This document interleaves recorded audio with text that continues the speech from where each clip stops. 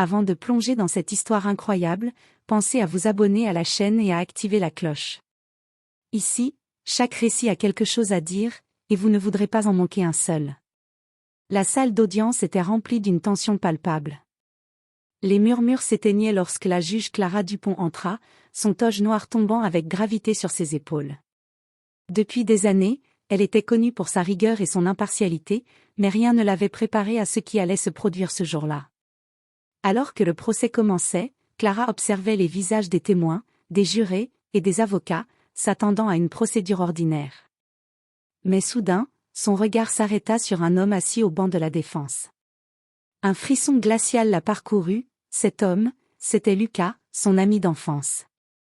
Le même garçon avec qui elle avait partagé des étés à courir dans les champs, les secrets échangés à voix basse sous les arbres, les rires résonnant jusqu'au crépuscule. Lucas, lui aussi, la reconnut instantanément. Ses yeux s'écarquillèrent, ses mains tremblèrent légèrement. Il n'était plus le garçon insouciant qu'elle avait connu, mais le poids de leur passé commun flottait dans la salle, invisible aux autres.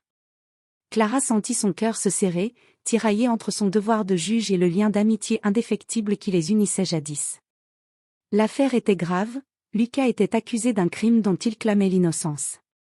Mais au fil des témoignages, des preuves et des interrogatoires, il devint évident que cette affaire n'était pas ce qu'elle semblait être. Des secrets de famille, des trahisons longtemps cachées, et des révélations inattendues commencèrent à émerger. Chaque parole prononcée résonnait comme un coup de tonnerre, chaque geste avait une conséquence inattendue. Ce procès, pensé pour être une simple formalité judiciaire, allait se transformer en une tempête médiatique et émotionnelle. Et dans le silence de la salle, Clara comprit que ce qu'elle allait découvrir allait choquer le monde entier. La juge Clara Dupont prit place derrière son estrade, le marteau à portée de main, essayant de calmer le tumulte dans son esprit. Le regard de Lucas, posé sur elle à travers la salle, la frappait comme un éclair. Elle se souvenait de ses cheveux bouclés, de ses yeux pétillants, de leur rire partagé, et maintenant, il était là, accusé d'un crime grave. Monsieur Lucas Martin, vous êtes accusé de fraude à grande échelle et d'escroquerie organisée, annonça le procureur, sa voix sèche résonnant dans la salle. Lucas leva les yeux vers Clara. Je n'ai rien fait. Sa voix tremblait, mais il y avait dans ses mots une détermination qui reflétait la vérité qu'il voulait faire éclater. Clara sentit son cœur se serrer. La neutralité professionnelle qu'elle avait toujours maintenue était mise à l'épreuve. Elle savait que chaque regard posé sur elle dans cette salle attendait impartialité et autorité. Pourtant, ce regard-là, celui de Lucas, réveillait un passé qu'elle avait cru oublier. L'avocat de la défense se leva, un sourire forcé sur le visage. Votre honneur, avant de continuer, je dois souligner un élément crucial, mon client a toujours été un citoyen respecté, connu pour son intégrité. Cette accusation est basée sur des preuves fragiles et des témoignages contradictoires. Le procureur fronça les sourcils. Des preuves solides existent, votre honneur. Nous avons des documents, des témoins. Mais à ce moment précis, un vieil homme s'avança dans la salle, le père de Lucas, ancien juge et figure influente, jusqu'ici silencieux. Son regard perçant fixa Clara. J'espère que vous ne laisserez pas le passé et l'amitié décider de la justice aujourd'hui, dit-il calmement, mais chaque mot résonnait comme un avertissement. Clara inspira profondément, reprenant son rôle. Le tribunal va écouter toutes les preuves avant de rendre une décision. Je vous rappelle à tous que le respect du processus judiciaire est primordial. Pourtant, malgré ses paroles fermes, elle savait que ce procès ne serait jamais ordinaire. Chaque document révélé, chaque témoin interrogé, chaque silence pesant sur le banc de la défense et de l'accusation allait dévoiler des vérités enfouies depuis des années. Et au milieu de tout cela, Lucas et elle allaient découvrir que ce procès n'était pas seulement une affaire de loi, mais une confrontation avec un passé chargé de secrets que personne n'aurait imaginé. La salle d'audience retint son souffle lorsque le premier témoin fut appelé. C'était une ancienne associée de Lucas, une femme au regard dur mais nerveux, qui semblait hésiter à parler. Madame Leroy, pouvez-vous confirmer que Monsieur Lucas Martin a signé ces documents de transfert de fonds, demanda le procureur, en brandissant un dossier épais. Elle jeta un coup d'œil au papier, puis à Lucas. Oui, mais je dois préciser que ces signatures ont été falsifiées. Un murmure parcourut la salle. Le procureur pâlit légèrement, et Clara sentit son pouce accélérer. Falsifié, demanda-t-elle, d'une voix ferme mais mesurée. Oui, votre honneur, confirma la témoin. Je travaillais pour une entreprise concurrente. Nous voulions faire accuser Monsieur Martin injustement. Lucas laissa échapper un soupir de soulagement, mais Clara voyait que le drame ne faisait que commencer. Elle savait que la vérité était toujours plus complexe que ce que les apparences laissent paraître. Puis vint le moment qui fit basculer l'audience. L'avocat de Lucas se leva et annonça, « Votre honneur, je demande la lecture d'un document confidentiel récemment retrouvé. » Ce document prouve non seulement l'innocence de Monsieur Martin, mais révèle également que l'accusation a été manipulée par des membres influents d'une entreprise extérieure, avec des ramifications jusqu'aux plus hautes sphères. La salle éclata en murmures confus et choqués. Clara sentit un poids immense sur ses épaules. Son rôle de juge exigeait qu'elle reste neutre, mais la découverte de ce complot laissait peu de place au doute. Puis, une révélation personnelle frappa Clara de plein fouet. Le document comportait une note manuscrite, signée par le père de Lucas, qu'elle n'avait jamais su avoir une implication directe dans cette affaire.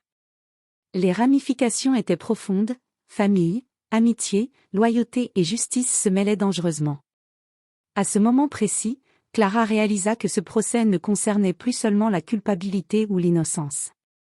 Il mettait à nu des secrets qui pouvaient détruire des carrières, des vies et même l'ordre judiciaire. Et au centre de tout cela se tenaient Lucas et elle, liés par un passé d'enfance mais désormais plongés dans un tourbillon de trahison et de révélations. Le silence dans la salle d'audience était presque assourdissant.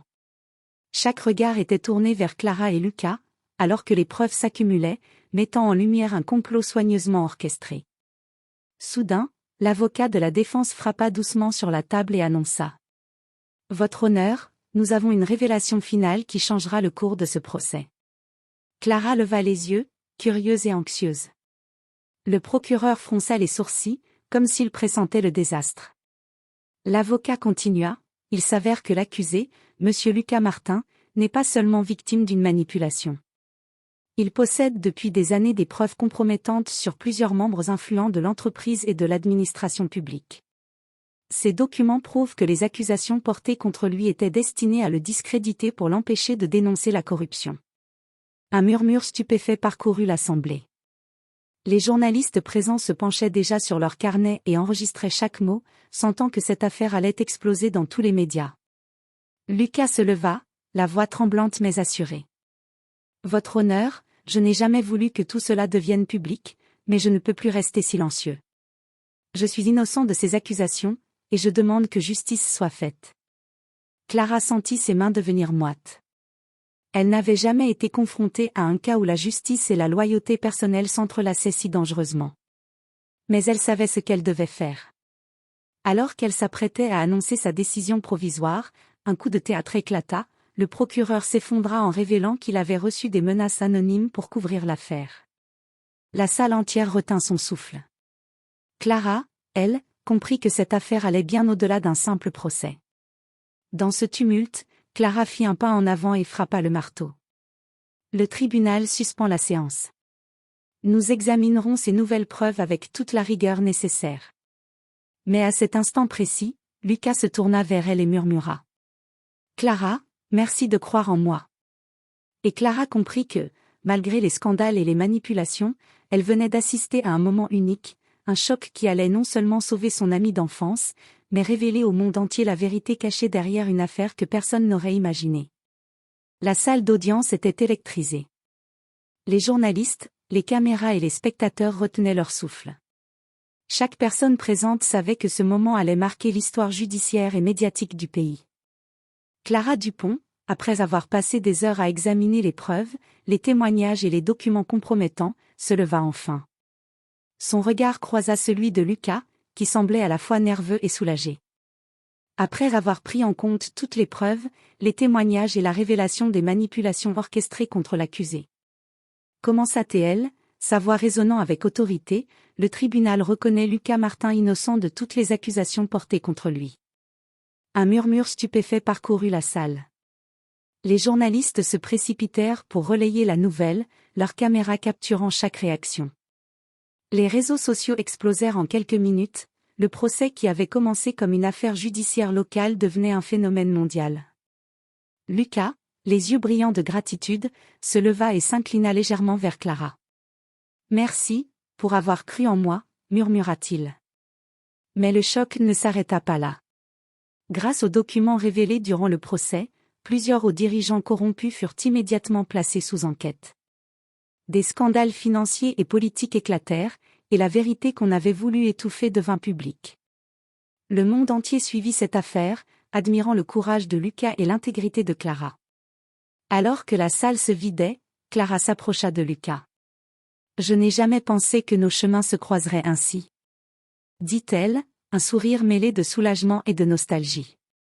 Lucas lui répondit, « Parfois, le destin a ses propres plans. Mais aujourd'hui, la justice a triomphé. » Et tandis que les caméras continuaient de tourner et que les journalistes couvraient chaque détail, Clara et Lucas réalisèrent qu'ils venaient de vivre un moment qui resterait gravé dans les mémoires, un mélange de justice, d'amitié retrouvée et de révélation qui avait littéralement choqué le monde entier.